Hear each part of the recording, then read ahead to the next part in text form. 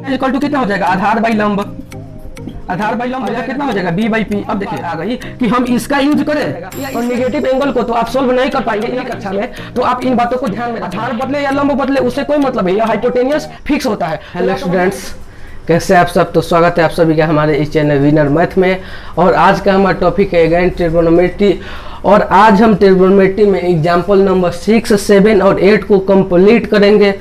और आगे आने वाले वीडियो में हम एक्सरसाइज 8.2 पर चर्चा करेंगे, जिसमें हमने जो पढ़ाया था ट्रिग्नोमेट्रिक टेबल, उसके आधार पे कुछ क्वेश्चंस को करेंगे और कुछ प्रॉब्लम को सॉल्व करेंगे जो एग्जाम के लिए या कोई भी कॉम्पिटिटिव एग्जाम के लिए बेहद महत्वपूर्ण होता है। तो चलिए आज की इस क्लास को शुरू करते हैं।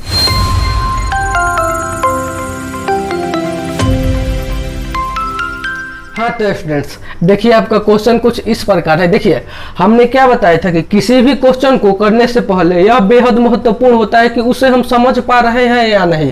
तो देखिए सबसे पहले इन हम क्वेश्चन को बहुत अच्छी तरह से समझेंगे कि यह क्वेश्चन क्या बोल रहा है, इसमें क्या निकालना है, क्या फाइंड करना। देखिए तो देखिए क्वेश्चन क्या कहता है, त्रिभुज एबीसी में जिसका कोण भी समकोण है। अब देखिए अब पहले हम इन बात को समझ लिए, यहाँ तक ले यहाँ तक से यहाँ तक लाइन को हम बिल्कुल अच्छी तरह से समझ लिए। तो क्या हम क्या समझे, हम यह समझे कि एक त्रिभुज एबीसी है जिसमें बी समकोण है, एक त्रिभुज एबीसी है जिसमें बी समकोण है। यानी अब तो हमें समकोण त्रिभुज लेना पड़ेगा। तो चलिए हम पहले एक समकोण त्रिभुज ले लें।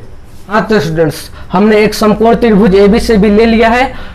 अब बोला है जिसमें कि कोण भी समकोण है। कोण भी समकोण यानी समकोण मतलब क्या, जब कोई दो रेखा एक दूसरे पे लंब हो उसे हम समकोण कहते हैं, और वहां पे एंगल कितना बनता है, 90 डिग्री का। तो देखिए और कुछ समकोण का सिंबल किस प्रकार होता है, तो समकोण का सिंबल कुछ ऐसा होता है, यानी दो रेखाएं एक दूसरे पे परस्पर लंब है, यानी ये भी लंब है इस पे और ये रेखा भी लंब है इस पे। अब देखिए हमने तो क्वेश्चन को यहाँ तक बिल्कुल अच्छी तरह से समझ लिया कि त्रिभुज एबीसी में जिसका कोण बी समकोण है। अब देखिए इन बातों को हमने बिल्कुल कंप्लीट कर लिया। अब देखिए क्या बोला है, A B is equal to 5 centimetre. तो हम लिख लेते हैं ए बी 5 सेंटीमीटर है। हाँ तो स्टूडेंट्स हमने लिख लिया A B is equal to 5 centimetre और कोण ए सी बी 30 डिग्री है। तो हम लिख लेते हैं कोण, देखिए कोण ए बी सी कहने का मतलब क्या, कोण ए सी बी कहने का मतलब क्या, यानी कोण सी इजकल टू है 30 डिग्री। अब आप कहिएगा कि सर केवल यहाँ पे कोण सी क्यों नहीं कहा, हमारे कहने का मतलब आपका क्वेश्चन ये रहेगा कि यहाँ पे बोला है कोण ए बी सी, तो यहाँ पे केवल यह क्यों नहीं बोला है कि कोण सी इजकल टू 30 डिग्री, ऐसा क्यों नहीं बोला है। तो देखिए इसका मतलब, देखिए इसमें इस कोण, हालांकि दोनों तो 30 डिग्री है और दोनों इसी त्रिभुज की बात हो रही है, तो फिर इसमें और इसमें क्या अंतर है। देखिए इसमें और इसमें अंतर यह है कि यह एक, जब आप लिखेंगे कोण सी इजकल टू 30 डिग्री और यह न दिया रहे, यानी यह यूनिवर्सल हो गया। यानी आप कोई भी ट्रेंगल बनाइए, उसमें अगर कोण सी होगा कोण 30 डिग्री के बराबर होगा, लेकिन यह बोला है कोण A C B is equal to 30 degree, यानी त्रिभुज ए बी सी में कोण सी 30 डिग्री है। क्या इसका मतलब क्या, त्रिभुज ए बी सी में कोण सी इजकल टू 30 डिग्री है। तो हम कोण सी कहाँ पे, कोण सी यहाँ पे है, तो हम यहाँ पे ले लेते हैं 30 डिग्री। अब हो गया, अब यहाँ पे बात कंप्लीट हो गई। अब यह बात बिल्कुल कंप्लीट हो गई। अब देखिए क्या बोला है, अब कहा है भुजाओं बीसी और एसी की लंबाई ज्ञात करें। अब क्या बोला, भुजा बीसी और एसी की लंबाई ज्ञात करें। तो अब देखिए हम सबसे पहले भुजा बीसी की लंबाई ज्ञात करेंगे, देन हम भुजा एसी की लंबाई ज्ञात करेंगे। तब देखिए क्या, अब देखिए अब भुजा बीसी की लंबाई को ज्ञात करने के लिए हम ऐसे त्रिकोणमितीय अनुपात लेंगे, ऐसे हम त्रिकोणमितीय रेशियो लेंगे जिसमें कि यह दी हुई भुजा और यह बीसी दोनों का संबंध बताता हो। क्या, देखिए कैसे, देखिए हमने क्या कहा, देखिए सबसे पहले तो हम इस बीसी भुजा को कोई एक लंबाई मान लेते हैं बीसी भुजा इजकल टू x है।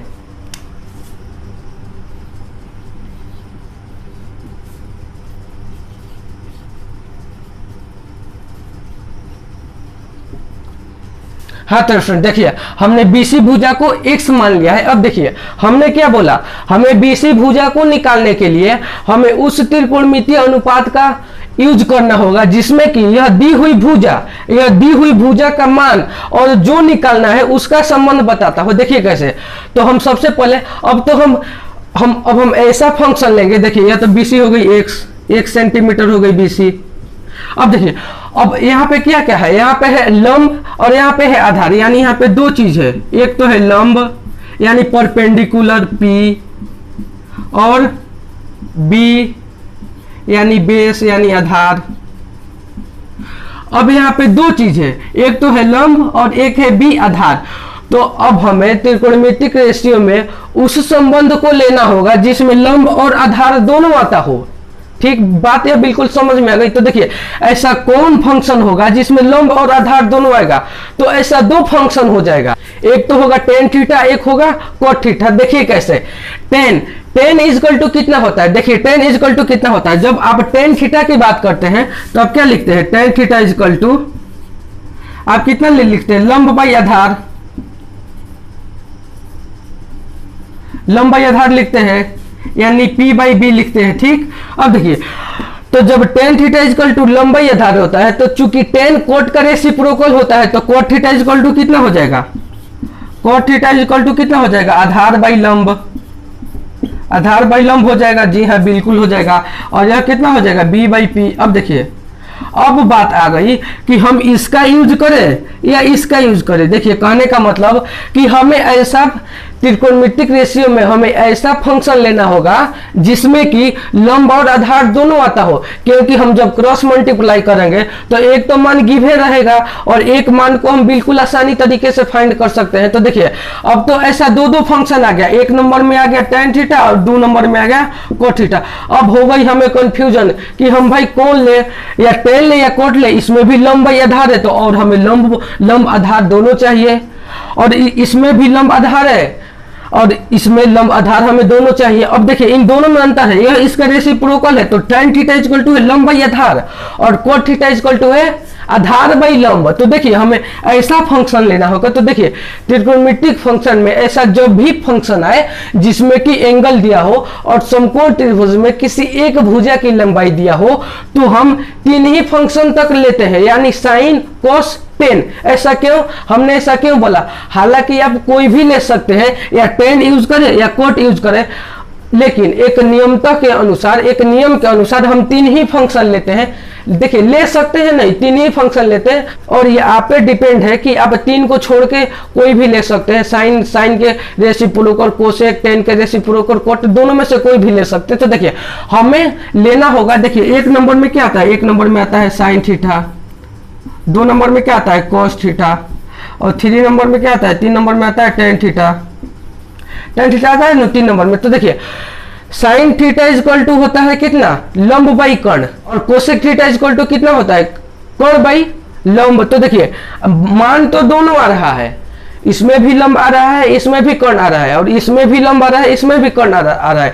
अब बात आ गई कि हम तब टेन ले या कोट ले, यानी साइन ले या कोसेक ले। तो देखिए, हम 3 ही फंक्शन तक सीमित रहते हैं। यहाँ पे तो हम टेन ही लेंगे, कोट नहीं लेंगे। अब आप पूछेंगे कि सर आप टेन ही क्यों लेंगे, क्योंकि अब आप पूछेंगे क्या कि आप टेन क्यों लेंगे, ये तो कोट भी लिख सकते हैं। कैसे, इसमें भी आधार बाई लंब है और इसमें भी आधार बाई लंब है। अंतर इतना का है कि यह एक दूसरे के रेसिप्रोकल है। तो देखिए, आप इसे ले या इसे ले, कोई फर्क नहीं पड़ता, लेकिन आप 3 ही तक सीमित रहिएगा एक नियमता के अनुसार। साइन कोस टेन 3 ही में से कोई भी ले सकते हैं। देखिए, हालांकि हम अभी टेन और कोट दोनों की मदद से मान निकाल के दिखाएंगे आपको कि दोनों का आंसर सेम आता है कि नहीं। तो चलिए हम चेक करते हैं, और फिलहाल इसे हम पहले हम बीसी भुजा की लंबाई को ज्ञात करते हैं। हाँ, तो देखिए, चूंकि हम लेते हैं, चूंकि टेन थीटा इक्वल टू, देखिए अब टेन थीटा इक्वल टू यह मान किसके सापेक्ष निकालेंगे, यह मान किसके सापेक्ष निकालेंगे, कोई एक एंगल के सापेक्ष। तो हम पहले क्या पढ़ते थे, थीटा। अब तो थीटा के जगह यह एंगल दे दिया है, तो हम थीटा के जगह पे ले लेंगे 30 डिग्री। तो हम यहाँ पे लिख लेते हैं 30 डिग्री। ठीक, अब देखिए, अब 30 डिग्री लिख दिए, तो इसका मतलब यह नहीं कि अगर मैं आपसे पूछूं कि टेन 30 डिग्री इक्वल टू इसका रेशियो क्या होता है, तो आप ये मत कहिएगा कि सर आप तो नहीं बताए। नहीं, यह बात बिल्कुल गलत है। हमने यह बात बता दिया है, थीटा कुछ भी हो, लेकिन टेन का मान हमेशा लंब बाई आधार ही होता है, लंब बाई आधार ही होता है। अब आप, और यह हो जाएगा P बाई बी। अब आप इसमें मत कंफ्यूजन होइएगा, अब आप ये मत याद कर लीजिएगा कि tan थीटा इक्वल टू लंब बाई आधार। तो आपसे अगर ये कोई पूछ दे कि tan 30 डिग्री इक्वल टू कितना रेशियो होता है, तो आप ये मत समझिएगा कि यह गलत होगा, नहीं, यह बिल्कुल सही होगा। एंगल यह कुछ भी हो सकता है, यहाँ पे एंगल कुछ भी हो सकता है, कोई कॉन्स्टेंट, कोई वेरिएबल हो सकता है, XYZ, और यहाँ पे 30 डिग्री, 40 डिग्री, 180 डिग्री, 90 डिग्री, कोई भी हो सकता है। तो देखिए हमने यहाँ पे तो ले लिया 30 डिग्री। अब देखिए, और यह हो गया लंब बाई आधार। अब देखिए, अब आप एक बात बताइए, हमने यहाँ पे P बाई बी को हटा दिया, और देखिए अब देखिए, अब आप देखिए लंब कितना है, लंब कितना है, इसमें लंब है 5 सेंटीमीटर, तो हमने यहाँ पे लिख दिया 5। अब देखिए आधार कितना है, आधार कितना है x, तो हमने यहाँ पे लिख दिया x। इतना बात बिल्कुल स्पष्ट हो गया। अब देखिए क्या करते हैं, अब देखिए, अब यहाँ पे मान कितना आ जाता है, देखिए अब देखिए बिल्कुल सिंपल तरीके से। अब देखिए यह tan 30 डिग्री इक्वल टू किसके बराबर हो गया, tan 30 किसके बराबर हो गया, 5 बाई x के बराबर हो गया। तो हम यहाँ पे लिखते हैं tan 30 degree equal to 5 by x, बिल्कुल सिंपल। अब देखिए, अब इन बात को हम समीकरण 1 कहते हैं, हालांकि अब समीकरण 1 नहीं कह के इसे आप डायरेक्ट भी सोल्व कर सकते हैं, तो हम इसे समीकरण 1 नहीं मानते हैं। तो अब देखिए, अब जरा आप एक बात बताइए कि tan 30 डिग्री का मान कितना होता है। आपको हमने बोला था पिछली वीडियो में कि आप सारी ट्रिग्नोमेट्रिक टेबल को बिल्कुल अच्छी तरह से याद कर लीजिएगा, और हमने ट्रिक भी बताया था कि उसे कैसे याद करेंगे। तो देखिए, अब देखिए tan 30 का मान कितना होता है, tan 30 का मान होता है, tan 30 डिग्री का मान होता है 1/√3। तो हम यहाँ पे लिख देते हैं 1/√3, इसीलिए tan 30 इक्वल टू कितना हो गया 1/√3, और ये बराबर में है तो 5/x का, तो 5/x रहेगा। बात बिल्कुल क्लियर, 5/x का 5/x। अब देखिए क्या करते हैं, अब हम इसे क्रॉस मल्टीप्लाई कर देते हैं। अब देखिए, जब हम इसे क्रॉस मल्टीप्लाई करेंगे तो x का मान बिल्कुल आसानी तरीके से आ जाएगा। तो देखिए यहाँ पे हम करेंगे क्रॉस मल्टीप्लीकेशन, और ये देंगे ऐसे बराबर। अब देखिए 1 में x से करेंगे गुणा तो कितना आएगा, x से ही आने वाला है, तो हम यहाँ पे लिख देते हैं x। और √3 में 5 से गुणा करेंगे तो कितना आएगा, तो आप ये मत कहिएगा कि √15। देखिए कैसे, अब आप जब √3 में 5 से गुणा करेंगे तो आपको ये नहीं कहना होगा कि √15 होगा। इस 3 में इस 5 से गुणा मत कर दीजिएगा, क्योंकि यह ऐसा गलत होता है। जब भी कोई संख्या रूट में हो और वह बाहर निकलने लायक न हो, यानी वह बाहर न निकल पाए, तो आप इसका गुणा कैसे करेंगे, तो आप इसे ऐसे कर देंगे 5/√3 कर देंगे। इसका मतलब इंटू हो गया 5√3 हो गया, √3 5 टाइम्स। तो देखिए 5 इंटू √3 हमने लिख दिया। तब हम क्या करते हैं, अब आप इसे ऐसा भी लिख सकते हैं, यह जरूरी नहीं है कि 5 आगे ही हो। यहाँ पे लिख देते हैं √3 और यहाँ पे लिख देते हैं 5, तो यहाँ पे गुणा के चिन्ह लगाते हैं। अब देखिए हम 5 को रूट के बाद पहले ही लिखते हैं। रूट के पहले क्यों लिखते हैं, क्योंकि ऐसा ना लगे जब आप इसे ऐसे लिखिएगा, यानी 5 को √3 के बाद में लिखिएगा तो यह ऐसे लगेगा। यह कैसे लगेगा, यह लगेगा √3, और कोई आप जल्दी क्वेश्चन बनाने के चक्कर में 5 लिख देंगे यहाँ, और यह जहाँ भाई, और ये जैसे ही यह रूट बड़ा पढ़ाया होगा तो यह हो जाएगा √35। तो ऐसा गलती आपको नहीं करना है, इसको 5 को आगे ही लिखना है कि यह दोनों में न मिले, यह दोनों में कॉम्प्लिकेट ना हो जाए, कि न लगे कि यह √35 है। बात समझ रहे हैं ना, तो यह न लगे कि √35 है, इसीलिए हम इसको आगे लिखते हैं। तब देखिए अब आपका x का मान कितना आ गया, x का मान आ गया 5√3, 5 इंटू √3 सेंटीमीटर। तो आपका x का मान बिल्कुल आसानी तरीके से ज्ञात हो गया, 5 इंटू √3 सेंटीमीटर। अब देखिए, अब आप कहिएगा कि sir tan theta equal to भी लंबाई आधार होता है, और आप बोले थे कि हमें रिलेशन चाहिए, वैसा त्रिकोणमितिक फंक्शन चाहिए जिसमें लंब और आधार दोनों आए। तो आप कहेंगे कि सर आप कोट से भी हमें जरा एक बार निकाल के दिखाइए। चलिए कोई बात नहीं, हम निकाल देते हैं। तो देखिए आप कोट को इधर हम शॉर्ट में निकालते हैं। देखिए कोट 30 डिग्री इक्वल टू कितना होता है, कोट 30 डिग्री इक्वल टू कितना हो जाएगा, यह है लंब बाई आधार, तो कोट 30 डिग्री इक्वल टू हो जाएगा आधार बाई लंब। तो हम लिख लेते हैं यहाँ पे आधार बाई लंब। और कोट 30 डिग्री का मान कितना होता है, √3, तो हम यहाँ पे लिख देते हैं √3।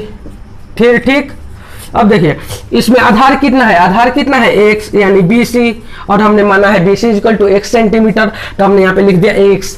अब यहाँ पे लंब कितना है, लंब है 5। अब अगेन इसे आप क्रॉस मल्टीप्लीकेशन कीजिएगा तो x इक्वल टू उतना ही आएगा 5 इंटू √3। तो कोई बात नहीं, आप ये 10 कोट ले या 10 ले।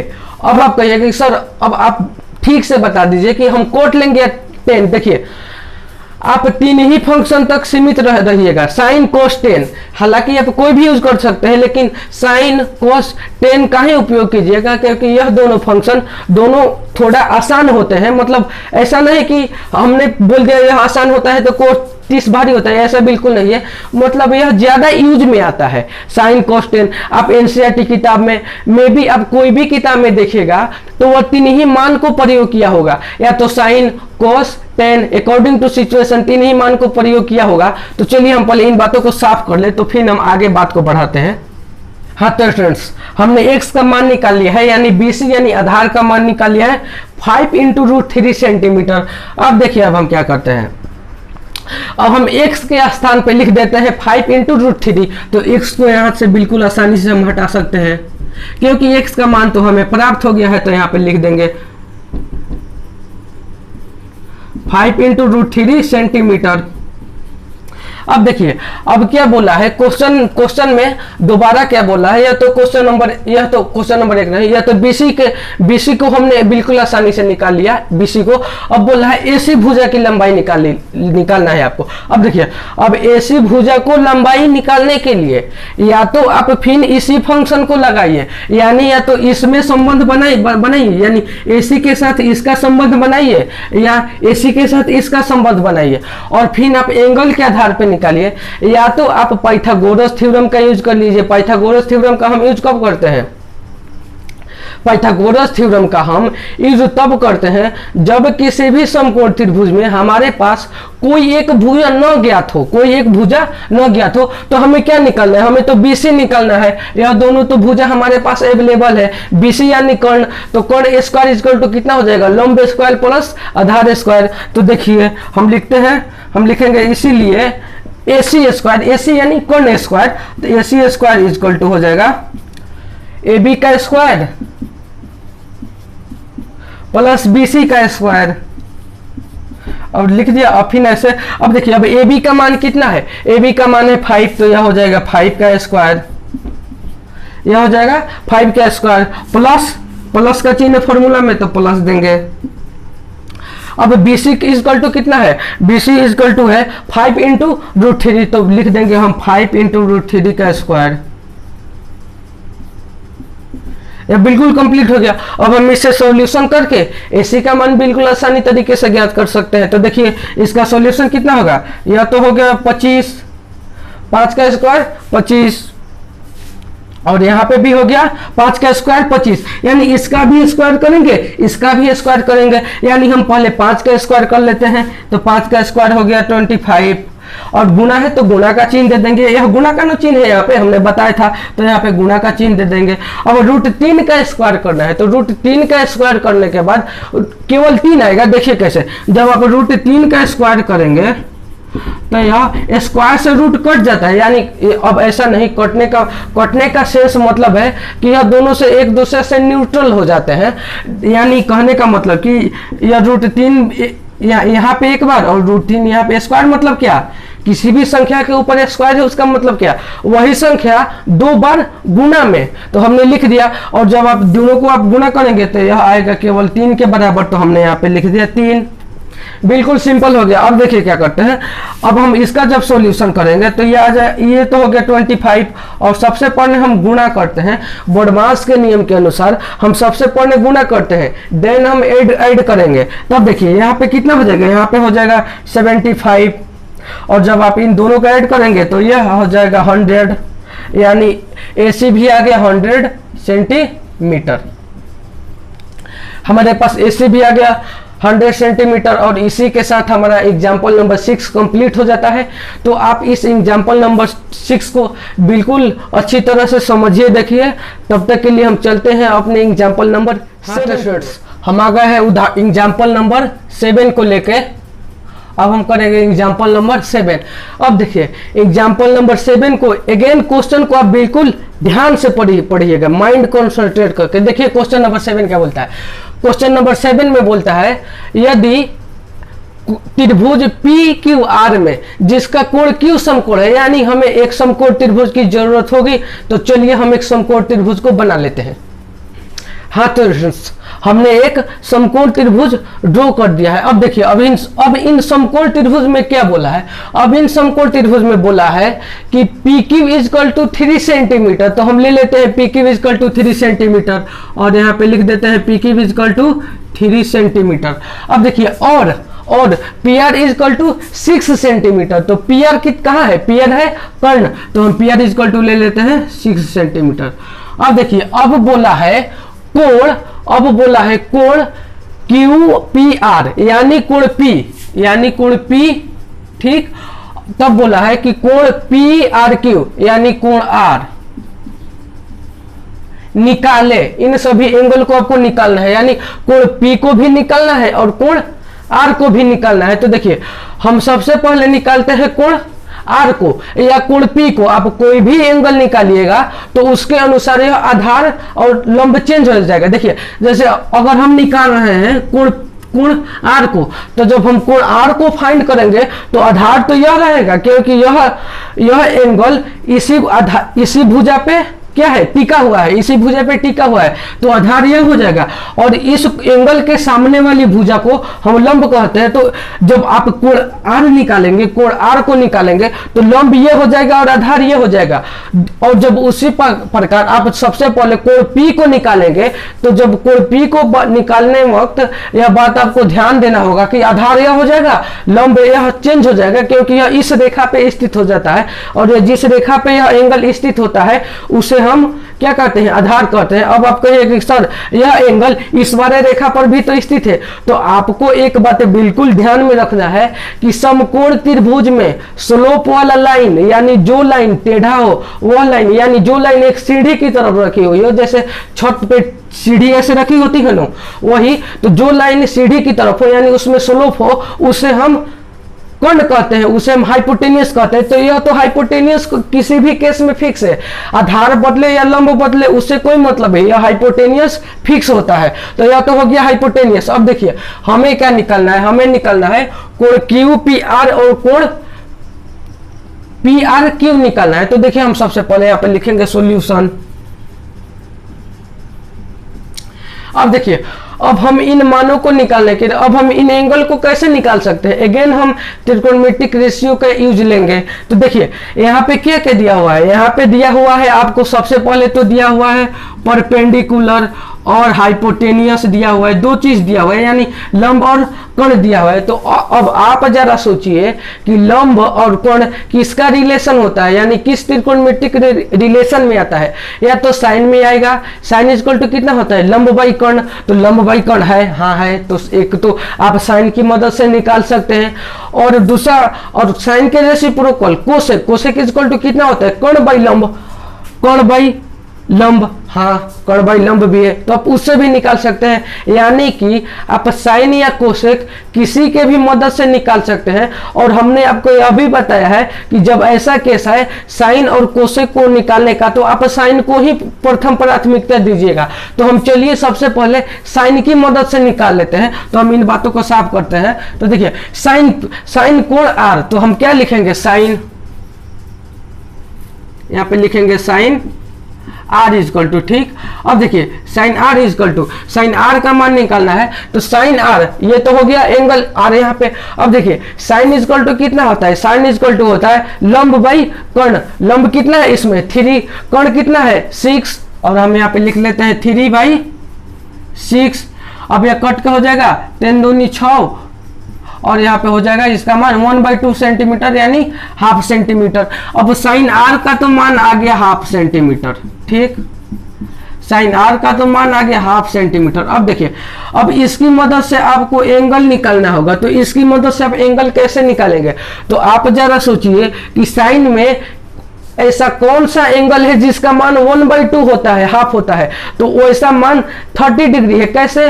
तो साइन 30 का मान 1/2 होता है, तो आप 1/2 के बराबर में क्या लिख सकते हैं, साइन 30 लिख सकते हैं, यानी 1/2 की जगह को क्या लिख सकते हैं, साइन 30 लिख सकते हैं। तो यहाँ पे तो साइन आर का तो साइन आर ही रहेगा, ठीक। और 1/2 चूंकि यह साइन के सापेक्ष है तो हम साइन के सापेक्ष ही लिखेंगे, तो 1/2 और यहाँ पे हो जाएगा साइन 30 डिग्री, ठीक।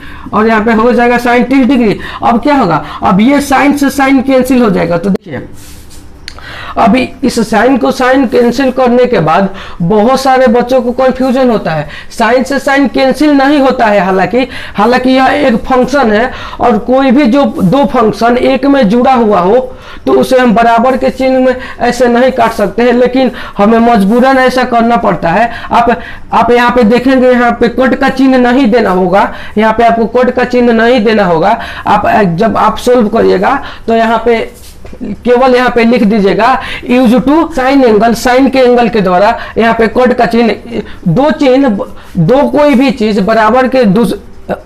बराबर के ऑपोजिट साइड में हो, बराबर के ऑपोजिट साइड में हो तो वो कब करता है, जब वह गुना में हो, लेकिन यह तो गुना में नहीं है, यह तो एक कम्युनिकेशन है, यानी यह एक दो फंक्शन का एक दूसरे से मिलाप है। तो यह साइन तो हालांकि हम अभी साइन को अब काट सकते हैं, लेकिन आपको यह नहीं कहना है कि साइन अब हमने यह काट दिया, तो आपको यह नहीं समझना है कि साइन इंटू आर है और यहाँ पे साइन इंटू 30 डिग्री है, ऐसा नहीं समझना है। तो देखिए अब आप यहाँ पे आर इक्वल टू कितना आ जाएगा, कोण आर कितना आ जाएगा, 30 डिग्री आ जाएगा, यानी कोण आर कितना है, यहाँ पे आ गया 30 डिग्री, तो कोण आर के जगह पे हम लिख दिया 30 डिग्री, यह आ गया 30। और आप एक बात जानते हैं कि कोई भी रेखा, जब कोई दो रेखा एक दूसरे पे परस्पर लंब हो तो उसका मान 90 होगा, यानी समकोण त्रिभुज में एक कोई भी कोण दिया हो या नहीं हो, लेकिन एक कोण तो कंपलसरी रहता है जो एक दूसरे पे लंब रहता है। तो यह तो मान हो गया 90 डिग्री,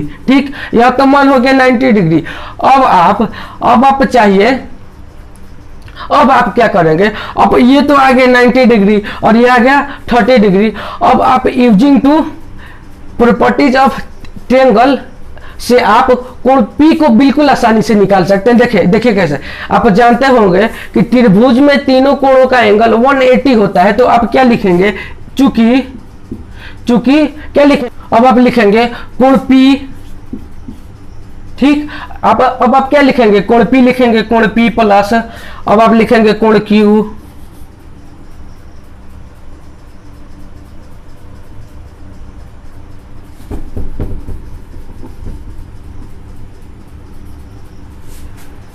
देखिए अब यह तो कोण Q आ गया और कोण आर आ गया। अब using to properties of triangles की मदद से आप यह कोण P को भी निकाल सकते हैं। देखिए कैसे, आप एक बात जरूर जानते होंगे कि त्रिभुज में तीनों कोणों का योग 180 होता है। देखिए कैसे, कोण P, चूंकि यहाँ पे लिखेंगे चूंकि कोण P, यह हो गया कोण P प्लस कोण Q प्लस कोण R, ठीक, और यह होता है 180 डिग्री।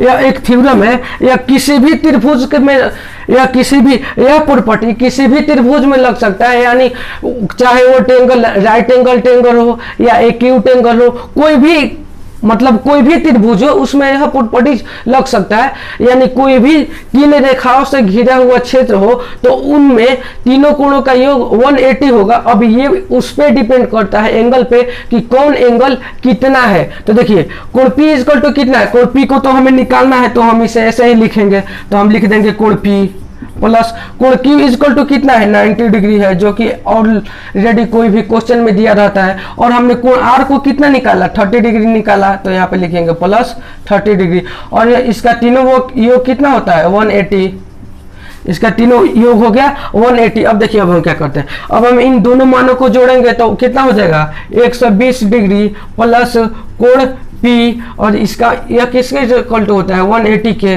और यहाँ पे लिखेंगे कोण P और 180 डिग्री माइनस 120 डिग्री 120 डिग्री, और अब जब इसे आप सब्ट्रैक्ट करेंगे तो यह आ जाएगा 60 डिग्री।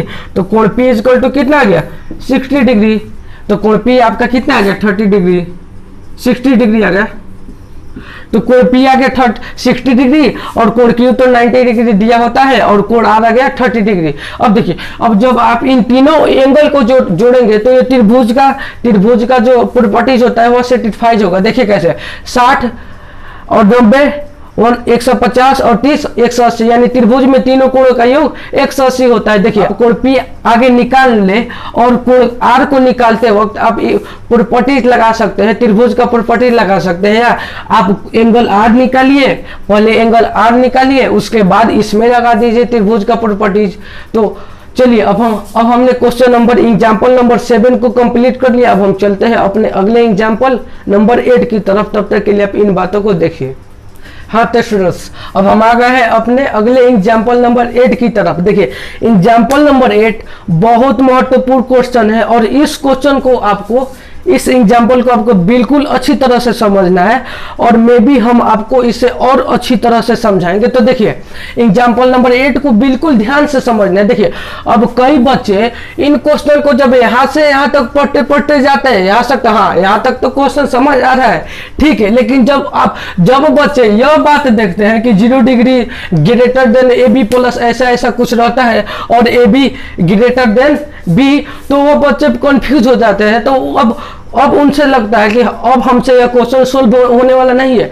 वह तो यहाँ तक पढ़े तो हाँ यहाँ तक तो ठीक था, लेकिन जब आप इन बातों को वो देख लेते हैं तो वह कंफ्यूज हो जाते हैं, उन्हें अब नहीं लगता है कि यह क्वेश्चन हमसे सोल्व हो पाएगा। तो देखिए हम इन बातों को भी समझाएंगे और ये भी बताएंगे कि इन बातों का क्या महत्वपूर्ण है। देखिए अब देखिए क्या बोला है, यदि sine A minus B is equal to 1/2 हो। देखिए अब इन एंगल को लेके कंफ्यूज नहीं होना है। देखिए यहाँ पे कितना दिया है, साइन A माइनस बी, तो इस एंगल को लेके आपको कंफ्यूज नहीं होना है। आपको ऐसा ना लगे कि हमने तो सर पढ़ा था कि sine A is equal to sine A केवल एक एंगल और ये तो आ गया ए माइनस बी, तो ये कौन सा एंगल है। अब देखिए अब इसमें भी कई बच्चे कंफ्यूज हो जाएंगे। वह तो यह जरूर बात याद कर लेंगे कि साइन ए इजकल टू या साइन थीटा इजकल टू होता है लंबवत कोण, लेकिन वही बात कोई दूसरी पूछे कि sine A minus B is equal to इसका रेशियो कितना होगा, तो वो बोलेंगे कि यह तो हमने हमारी कक्षा में है ही नहीं। देखिए है या ना है इससे मतलब नहीं है, यह हमने बताया था कि चाहे एंगल कुछ भी हो, यहाँ पे ए बी में हो, यहाँ पे यह ए बी गुना में हो, माइनस में हो, भाग डिवाइड में हो, एंगल कुछ भी में हो, चाहे गुना प्लस माइनस कुछ भी हो, लेकिन साइन का अनुपात हमेशा नियत रहता है, यानी लंबवत कोण हमेशा फिक्स रहता है। तो देखिए अब बात हो रही थी एंगल के, यानी ए माइनस बी एंगल की।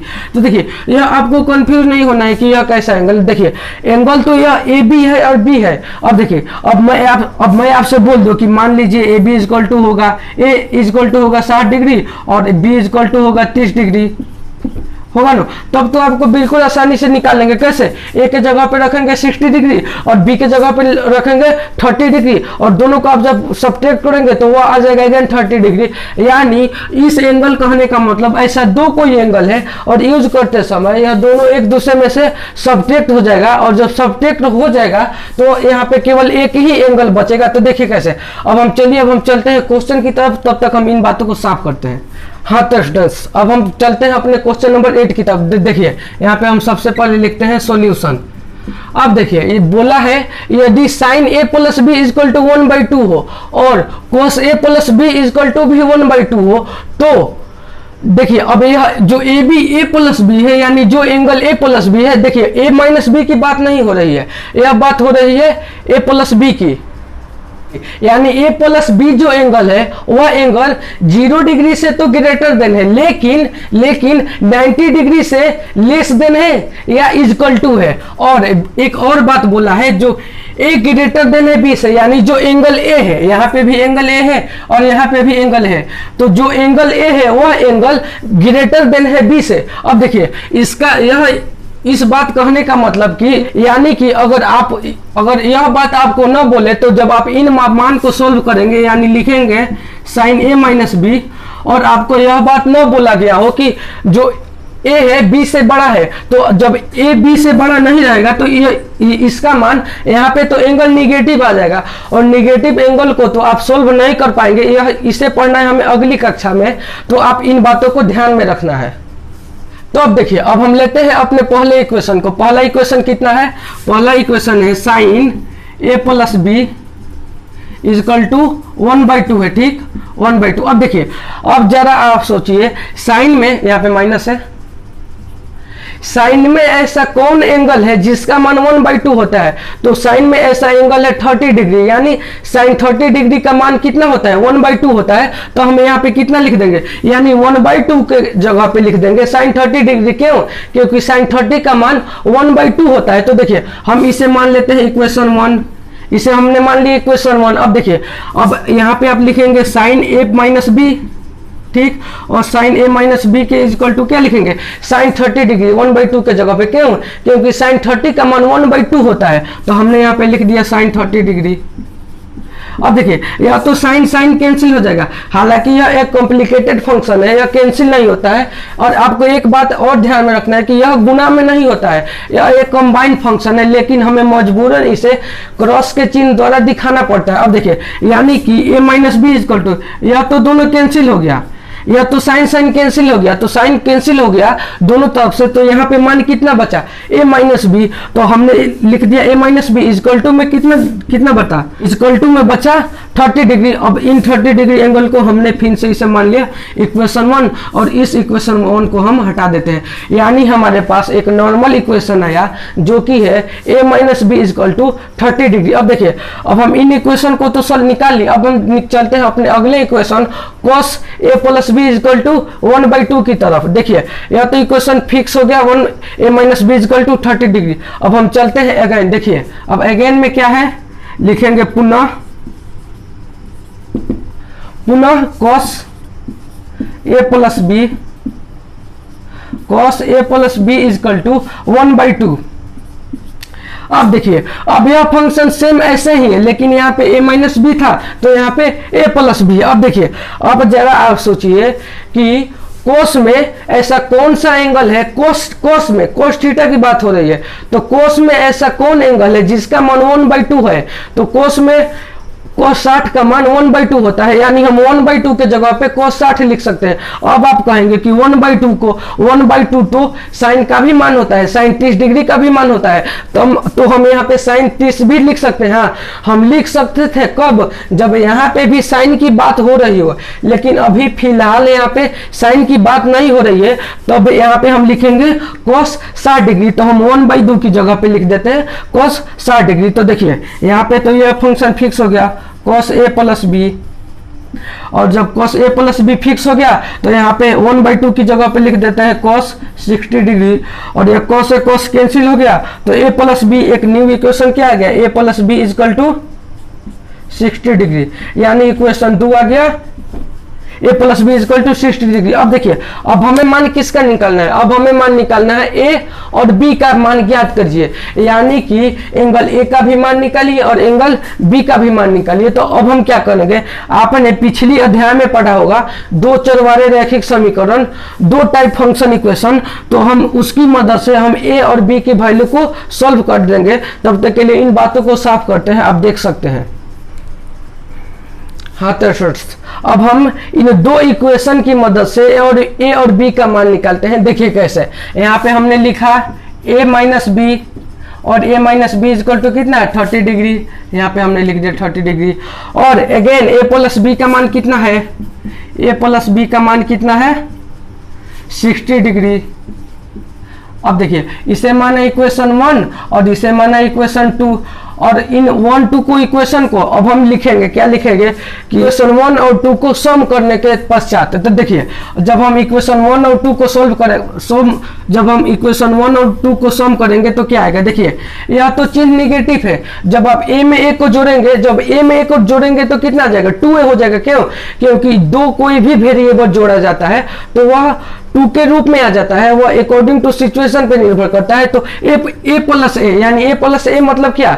2a। तो हम यहाँ पे लिख देंगे 2a, और यहाँ पे क्या है? और यहाँ पे क्या है? माइनस बी प्लस बी, तो माइनस बी प्लस बी तो कैंसिल हो जाता है, तो हम यहाँ पे इसे हम कर देंगे कैंसिल, और बराबर का चिन्ह है तो बराबर का चिन्ह। और जब अब 30 और 60 को जोड़ेंगे तो यह आ जाएगा 90, तो यहाँ पे लिख देते हैं 90 डिग्री। अब देखिए, अब यह तो मान आ गया, 2 = 90 डिग्री। अब हमें मान निकालना है केवल ए का, मान निकालना है हमें केवल ए का। अब हमें यहाँ पे लिखेंगे ए और यहाँ पे लिखेंगे 90 डिग्री, और 90 इधर ये बराबर के इस साइड गुना में है और यह बराबर के उस साइड में जाएगा तो डिवाइड के रूप में कन्वर्ट हो जाएगा। तो हम यहाँ पे लिख देते हैं 2, यानी और यह कट के आ जाएगा 45, यानी एंगल ए = कितना आ गया, 45 डिग्री आ गया।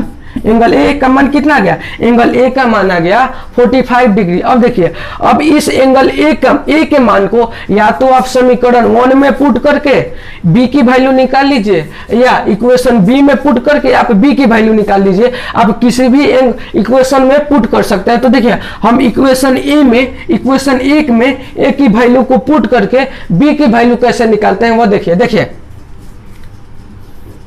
देखिए क्या करते हैं। या इक्वेशन 1 की मदद लेते हैं। तो देखिए कैसे, इक्वेशन 1 में ए के जगह पे लिखते हैं 45 डिग्री, तो ए का तो मान हो गया 45 डिग्री माइनस बी, और बी का मान तो हमें निकालना है, तो हमने बी का मान अगेन वैसे ही छोड़ दिया, और बराबर में कितना है 30 डिग्री, यहाँ पे लिख दिया 30 डिग्री। अब देखिए, इस 45 को आप यह 45 बराबर के इस बगल है, तो यह 45 बराबर के इस बगल है, तो बराबर के उस बगल है तो वह किस में है, प्लस में, और जब बराबर के इस बगल आएगा तो वह निगेटिव चिन्ह में हो जाएगा। तो देखिए कैसे, यहाँ पे तो हो जाएगा -b का चिन्ह -b हो जाएगा, और यह हो जाएगा 30 - 45, यह कितना हो जाएगा 30 - 45। अब देखिए, अब जब हम इन सम करेंगे, इसे हम जब सब्ट्रैक्ट करेंगे तो यह आ जाएगा -15 डिग्री। तो देखिए, एंगल -b = आ गया -15 डिग्री, और यह माइनस से माइनस कट जाएगा, यानी एंगल b = आ गया 15 डिग्री। यानी हम इक्वेशन की मदद से एंगल ए और एंगल बी को बिल्कुल आसानी से निकाल दिया। तो आप यहाँ पे देख सकते हैं। तो आई होप स्टूडेंट्स, आप लोगों को यह क्वेश्चन जरूर समझ में आया होगा। तब चलिए, इन बातों को बिल्कुल अच्छी तरह से ध्यान में रखिए। हम मिलते हैं अगली वीडियो में, तब तक के लिए बेस्ट ऑफ लक।